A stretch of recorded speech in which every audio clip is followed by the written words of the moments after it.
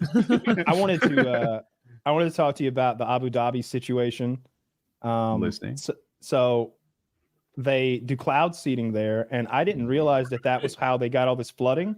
For those who don't know, cloud seeding is, I think they go up with an aircraft and they drop it's like salt or something like salt into the atmosphere, and that causes the water vapor to get cold, which causes it to condense, which causes it to rain.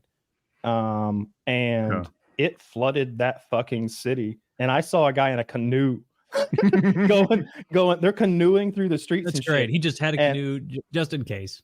Oh, his English was so good. His English You never know. Well, you got to remember, that's that place where they built like that cool island with all the off the shore that looks like a palm tree or whatever. Like it's probably for that. Probably a catamaran, actually. Anyway, with all, Abu Dhabi might have the highest concentration, or at least top 2 or 3 concentrations of supercars in the world. That place is full of fantastically expensive $1 million cars. What are the insurers going to do? Insurance agencies going to do? It'd probably go bankrupt. I mean, it is in general, we've seen the market absorb maybe 10 crazy cars, in a salvage situation a year. Mm-hmm. And there are hundreds and hundreds of Bugattis, Koenigsegg's, Paganis, and you don't even worry about Lamborghinis and Ferraris. Can I ask a quick question? Don't even worry. So if you have one of these Bugattis or whatever, do you go to Geico to get that insured, or is there like a big insurance company that those guys go to that we don't even know about? There are collector car insurance companies in the U.S. like Haggerty and Grundy and things like that. So absolutely there are over there. I don't know which ones provide insurance over there. I know Lloyd's of London is big in the area. Yeah. And so there are different insurance programs, and there are some guys that probably self-insure, which could be catastrophic.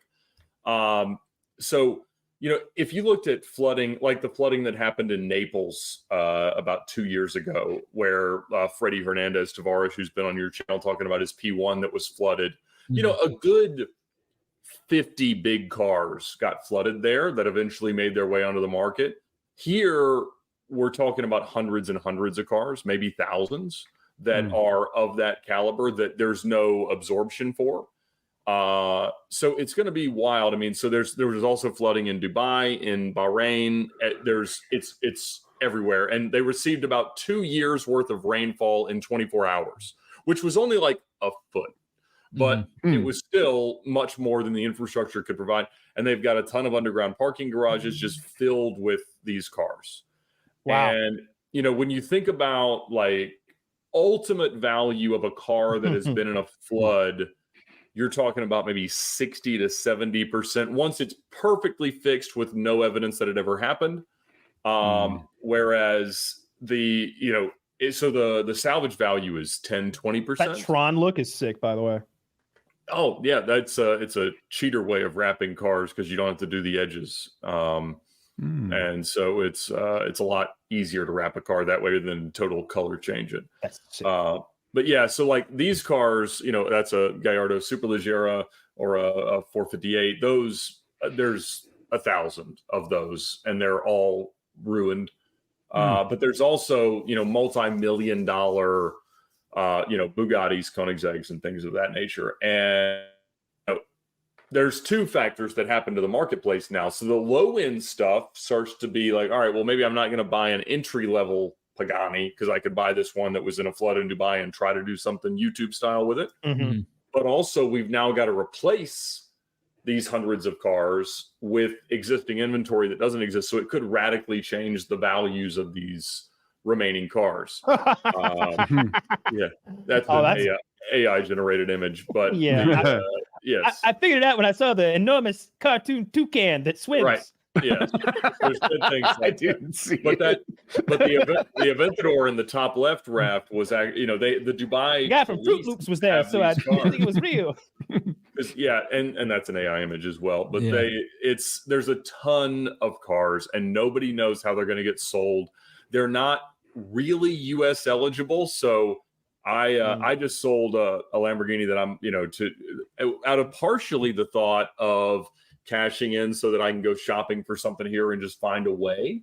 I've had a bunch of flood exotic cars. So are you seeking out a car because you think there's an opportunity? Because my mind was on the other side. Like, ooh, how does a guy like you avoid this problem?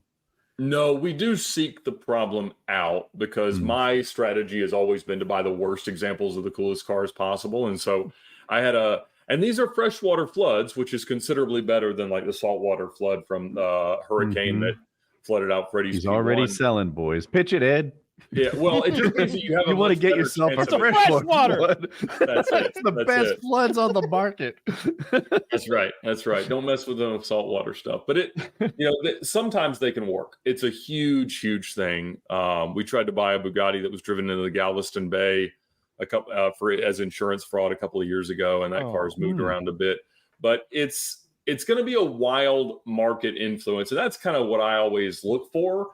How can you change the perception of these cars? Like, for instance, so what I was really selling my cars for a couple of weeks ago, I was trying to sell this Murcielago and a Spiker C8 Laviolette that I bought from Missy Elliott a couple of years ago, because I was trying to buy that Bugatti that I mentioned that Mayweather had for a while. It was the Frankfurt Motor Show car, and then Birdman bought it, and then he gave it to Justin Bieber as a present, and then it got bought by the nephew of these scam artist racing drivers. Wait, so they gave it to Justin Bieber as a present, then he sold it to somebody's nephew? Yeah, so then that guy sold it to Mayweather. Liking this Bieber guy more and more. That's right. And then I don't know, I'd have to listen to every rap song ever to say that I'd heard a Lil Uzi Vert song, but apparently he owned it for a while. And yeah, so it's like a terrible condition Bugatti with a really cool backstory that would be fun to share at Cars and Coffee. But the guy's just, the price is just stupid. So now it's like, well, maybe I'll go flood car shopping in Dubai because there are going to be a ton of them, and it's unclear how they'll be able to liquidate them. You know, we're talking about the supercars, but like, I mean, let's call that $1 million for the supercars. At least 10 times as many $100,000 cars got flooded. It's like that insurance market is ruined. Like someone is probably jumping off a building or blowing their brains out over there, right? Like somebody's ruined. It's such a, I don't even know. Look, if you live in Abu Dhabi and there's an option for flood insurance, you would never click it. Right. Yeah, we ran into that in Atlanta in 2009. There was this massive drought, like Lake Lanier, which is the biggest man-made lake in the United States, was down 30 feet. And Sonny Perdue was the governor at the time, and he had this thing where he came out and had a press conference and said, we need to pray for rain. And it worked. It flooded this city like you could not believe. I mean, there were so many, and you got to think, this is 2009. So the real estate market is in the dumps. And so I remember 2010 is when we bought our first house as a married couple, my wife and I. And half of the houses had flood damage because it rained feet in the matter of a month right after this. And I believe God can do a lot of great things. I don't know that he's responding to Sonny Perdue's requests for such things, but that's it. And it was, so that's a Pagani Utopia that came out like yesterday. And this guy's driving. That's an ugly car. It's hideous. It is absolutely awful. Who's the market for that? Can you say the name of it again so Zach can find a good picture? Pagani Utopia. So Horacio Pagani was a designer for Lamborghini. Utopia, like the ridiculous to say that it's the greatest place to ever live or whatever.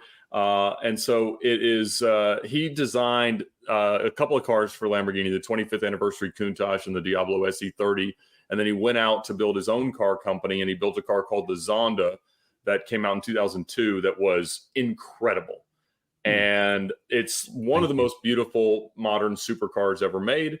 And then they made the Wyra that came out in 2014 as a model year in the US. And then this is their third generation car, the Utopia, which is, I think, a terrible regression in styling. If anybody can pull up it's hideous. Pagani. Zach, can you pull up the car from Speed Racer? Because I'm getting nostalgic over it. You're okay. So you're 100% around the Speed Racer thing, but some of all right, hang on a minute. But grab a picture of a Pagani Zonda. That's a Wyra, which is reasonably okay. But if you go to the generation prior to that, look up a Zonda Cinque, Cinque. Oh, you can't say that here. Now we're demonetized. What we call the Asian grocer near me.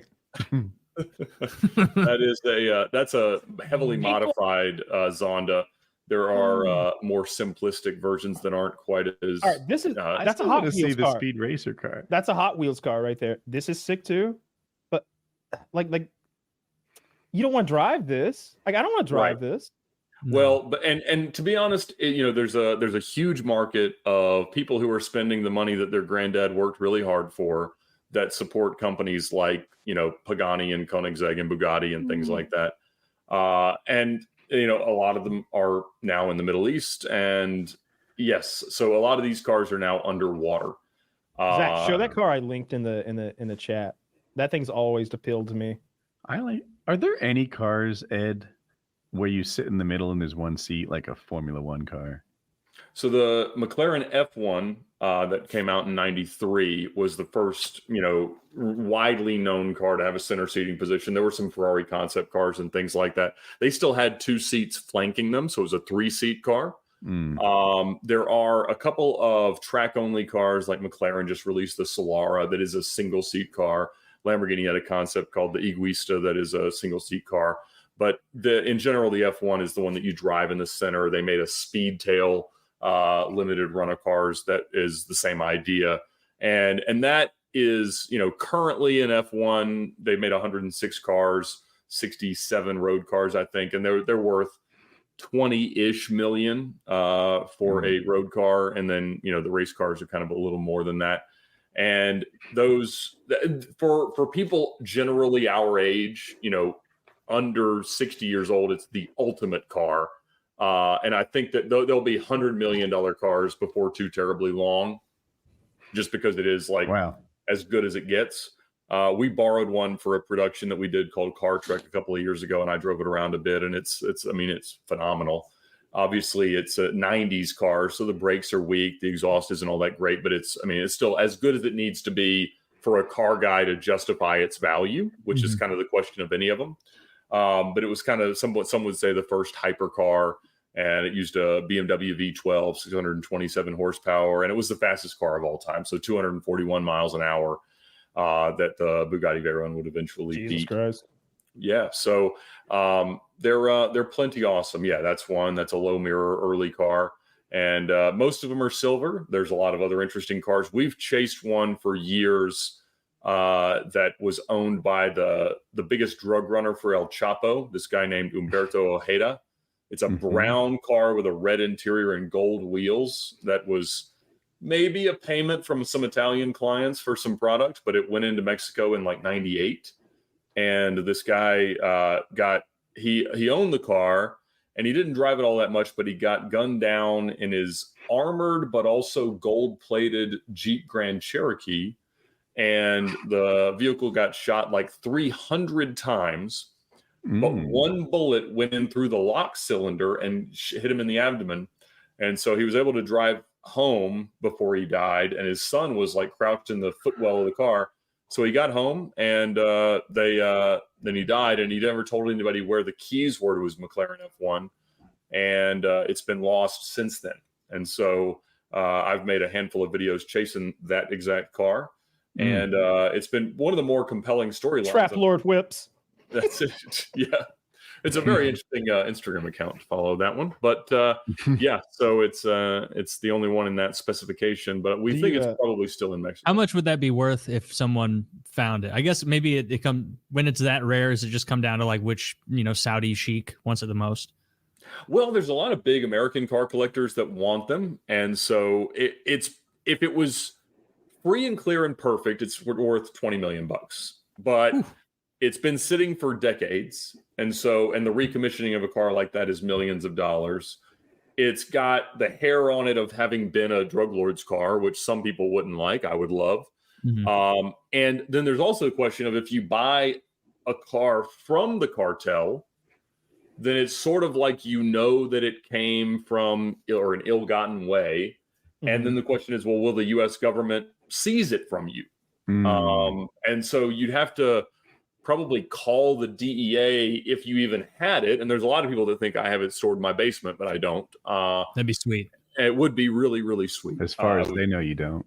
That's right. Wink, That's wink. right. We're gonna maintain that narrative as long as we can. And so you probably have to call them and say, all right, what do I have to pay you to not care that I have this car so that I can ultimately put a license plate on it and drive? But it was wild. They take money to not care? Yeah, absolutely. They take money to not I'm care. naive. Okay. That's Everybody does. Yeah, It's true. Yeah, I mean, they'll let you sell the drugs if you just tell them, how much of it's theirs. But it's So we've been fascinated by the story of that car for a few years because I had a guy years ago off Instagram just message me saying that it was available and for sale. And we've always thought that if it transacted exactly as in the circumstance as it is, it's probably a couple $1 million or $3 million, which if I sold everything I owned, I might be close to. So I find it fascinating in that regard because it is that ultimate holy grail car. But I think it's either buried in Mexico or long ago it sold to somebody who will never tell us that. So that's a risky business deal. Would you really it sounds like you roll somewhere approximately-ish your net worth, and then you need to find a few million to prep it for sale, ? And then you make a profit, I hope. Yeah, that's the gamble. Exactly. And that's the kind of play that I've always done. I've done that many times with my net worth into cars, and a lot of them have turned out really handsomely. You just if DEA's coming after you anyway, you just Thelma Louise that bitch off the That's it. And make sure you got the GoPros rolling. You're not getting me on the car. Wow. So I mean, to me, most of what I've done professionally has been out of the motivation to be able to afford the next car. And so it's I don't really think I'm ever going to find this one, but it's been a fun chase over the last few years. I guess a month or so ago, a guy contacted me claiming that he had found it on the Isle of Man and that it was going to be for sale for about $2 million, and that it was in the estate of Sir Frank Williams of Williams Racing. And this happens to me because I've been very public about wanting to find the car. It happens to me every few months, but this guy was the most communicative and the most, it seemed reasonable, but he could never come up with pictures. And that's always the thing, is there's no pictures of this car since 98. He'd have had so many pictures when he first contacted you. He'd have wanted them. He'd be sitting in that bitch. Yes. You know what I mean? Yeah. Like if you're a car guy, there's no way he's not going to pop the hood and look. Right. I would suck at this business. I was fooled by the picture with the toucan. God, they've got huge birds over there in Abu Dhabi. That's the scariest thing about the desert is the toucans. They just swim right up to you, peck you. Yeah, they fucking. Then I saw the next picture. They stole my Lucky Charms.